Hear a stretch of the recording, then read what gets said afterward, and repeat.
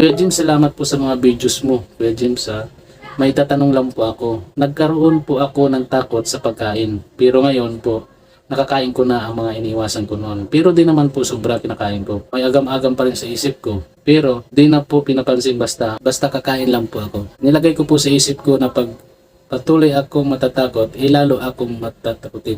Sir James, ang tanong ko po, itutuloy ko na po ba ito? Kahit na ang pakiramdam ko po ay parang lutang pa rin. Salamat po sa sagot, sir. Dito po kasi sa mga tinatanong mo, kung nakakaranas ka pa rin ng, di ba nagagawa mo naman ang gusto mo, kung sa pagkain, medyo nalilimitahan mo na, pero nagagawa mo, nakakain mo na yung iba na kinakatakutan mo dati. Normal po yun. Sa ngayon kasi, hindi ka pa totally gumaling na 100%, mayroon pa rin pangangamba sa isip mo, mayroon pa rin pag-aalala na baka mamaya, pag kinain ko, kasi maraming mga pagkain na nakapagbigay ng alalahanin sa atin, kagaya ng mga matataba, mamantika, maalat, di ba?